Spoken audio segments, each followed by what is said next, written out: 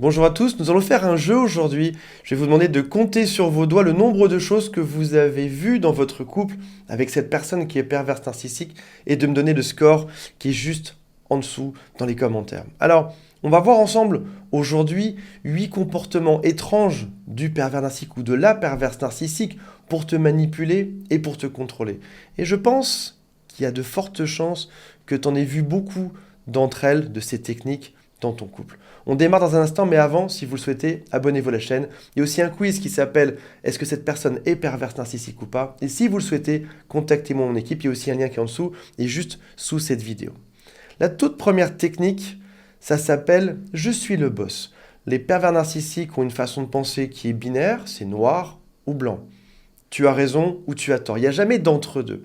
Et ce qui est étonnant là-dedans, c'est que beaucoup de hauts potentiels se retrouvent à être les victimes des pervers narcissiques. Un haut potentiel n'est pas une personne qui pense noir ou blanc, bien ou mal. Si jamais, par exemple, tu assistes à un problème ou à une dispute entre deux amis, tu vas réussir à faire la part des choses. Oui, certes, il a raison sur certains points, mais l'autre aussi. Et si jamais les deux faisaient un pas l'un vers l'autre, ils pourraient se comprendre. En gros, c'est 50 nuances de gris. Ça veut dire que il n'y a pas de bien et de mal, il y a juste des situations qu'on peut comprendre pour avoir l'avis de chacun. Et là, ton pervers narcissique te dit l'inverse. Il te dit que lui a toujours raison et que toi, tu as toujours tort. Il n'y a pas de gris du tout, il n'y a pas de nuance là-dedans. C'est lui qui est bon et toi qui es mauvais. Et bizarrement, il faut toujours faire ce que lui souhaite au final. Deuxième comportement étrange, je l'ai nommé « tout le monde va savoir ». Quand tu fais quelque chose qui ne lui plaît pas, qui ne va pas dans sa pensée binaire, il va te dire « attention, si tu ne te comportes pas bien, je vais le dire à tout le monde ». Et là, il va utiliser tous les secrets que tu lui as confiés dans toute ta vie. Si tu as vécu avec cette personne quelque temps, il connaît tous tes secrets. Il sait tout ce que tu as fait de bien et de pas bien dans toute ta vie. Il voit aussi au quotidien qui tu es. Et malheureusement, personne n'est parfait. Ou heureusement, l'être humain est fait comme ça. On n'est pas des gens parfaits sur Terre. On est plein d'imperfections et on est aussi plein de qualités. Mais là, il te dit la chose suivante. Attention, si tu ne te comportes pas comme je le souhaite, alors je vais en parler à tout le monde, à tes amis, à tout le village, à toute la ville, à tes parents, à tes enfants. Donc tu as intérêt à bien te comporter, sinon encore une fois, je serai le patron et je vais dire à tout le monde quelle sale personne tu es. La troisième chose étrange qu'il fait pour te contrôler, c'est de profiter de tes instants de bonheur ou de relaxation, tes instants de paix. Tu as une grosse journée de travail, tu rentres fatigué à la maison, tout ce que tu souhaites sur Terre, c'est t'asseoir quelques instants sur ton canapé et regarder Instagram. Ou même juste parfois ne rien faire, ou te poser devant la télé parce qu'aujourd'hui ça a été une journée qui a été intense. Là, tu te relaxes et tu recharges tes batteries doucement.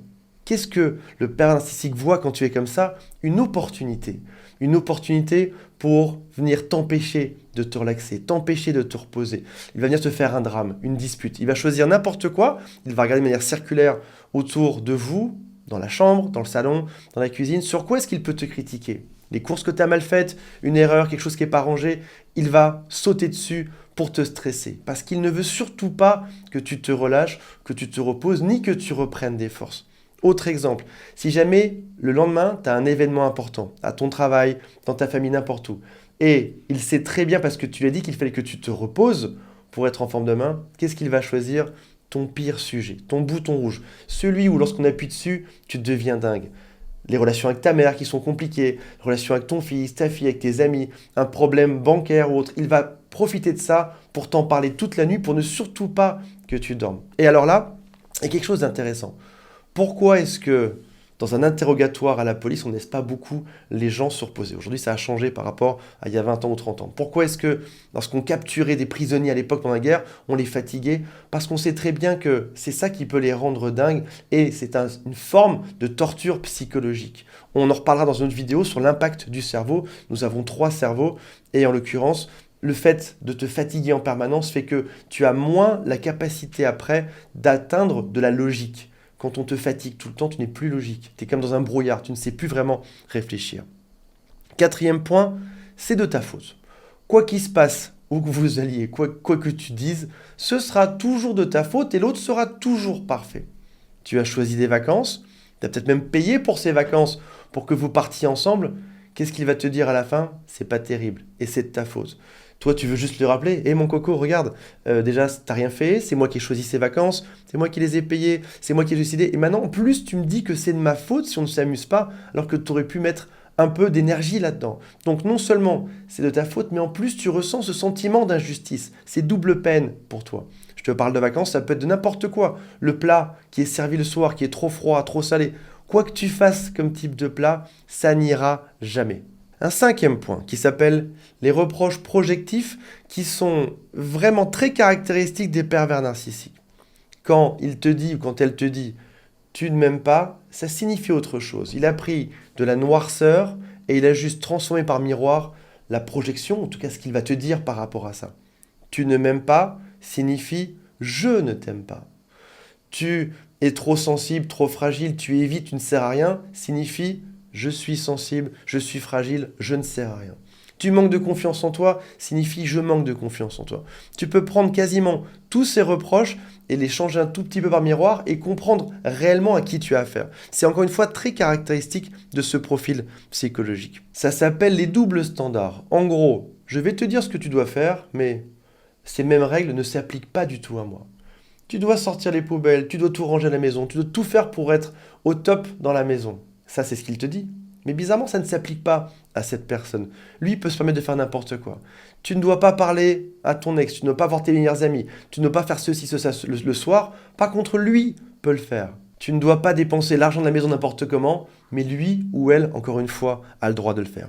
Septième point, c'est exagération et généralisation. Je te donne quelques exemples. Tu as oublié de sortir le lave-vaisselle, de ranger ce qui était dedans, et la phrase, ce n'est pas s'il te plaît, mon chéri ou ma chérie, peux-tu ranger le lave-vaisselle? C'est comme toujours, tu ne ranges jamais le lave-vaisselle. Alors déjà, jamais, si on réfléchit bien, jamais signifierait que tu ne l'as jamais fait de toute ta vie. Ce qui est probablement faux, tu l'as au moins fait une fois. Et ce qui est peut-être encore plus vrai, c'est que tu t'en charges beaucoup plus souvent que l'autre, sauf que tu ne l'as pas fait aujourd'hui. Mais là, encore une fois, dans cette pensée binaire, noir ou blanc, il va te dire tu n'as jamais ou tu ne fais jamais le lave-vaisselle. Tu ne ranges jamais la maison. Tu ne t'occupes jamais des courses. Tu ne t'occupes jamais des enfants. Tu ne fais jamais rien pour nous. Tu ne te comportes jamais de la bonne manière. Et on en revient sur la frustration. Quand tu fais le maximum dans la maison, quand tu as déjà tout rangé pendant des heures, quand tu as tout nettoyé, et qu'il reste juste le lave-vaisselle, et qu'il te dit que tu ne fais jamais rien à la maison, non seulement c'est énervant parce que tu as fait beaucoup d'autres choses alors que l'autre n'a rien fait, et en plus, tu t'es frustré parce qu'il ne reconnaît pas les bonnes choses que tu as faites. Et on arrive au huitième point de manière toute naturelle. C'est jamais de compliments. On a parlé tout à l'heure du plat. Tu cuisines un plat pour le soir, il ne te dira jamais qu'il est bon, que c'est bien joué, que tu l'as réussi. Jamais, jamais. C'est naturel. Tu lui offres un cadeau, tu lui achètes n'importe quoi, un iPhone, un foulard, que je pense à n'importe quel type de cadeau, un chocolat, tu n'auras jamais de compliments, tu n'auras jamais de merci. C'est bien normal, parce que tu lui avais déjà offert un iPhone l'an passé. Donc pourquoi est-ce que tu ne le ferais pas cette année? C'est bien normal. Tous tes efforts sont normaux. Tu ne mérites pas d'attention. Il se met toujours au-dessus de toi, en supériorité, et il te rabaisse pour te rappeler que quoi que tu fasses, ce sera jamais assez bien, et peut-être même pire, il va te donner l'ordre de faire mieux. Tu pourrais te battre pour faire mieux. Tu as lavé la maison, je reprends cet exemple, je ne sais pas pourquoi. Tu as lavé la maison pendant 5 heures, c'est bien, mais tu aurais pu faire 6 heures. 6 heures, ça aurait été mieux. 10 heures. Tu aurais pu laver pendant 24 heures cette maison, plutôt que de dormir. Voilà mes amis, mettez-moi votre score juste en dessous dans les commentaires, j'ai hâte de savoir. Je vous rappelle qu'il y a le quiz pour savoir si cette personne est perverse, narcissique ou pas. Vous pouvez aussi appeler mon équipe et j'ai mis la formation qui s'appelle se venger d'un père narcissique, c'est juste en dessous. Salut à tous, bye.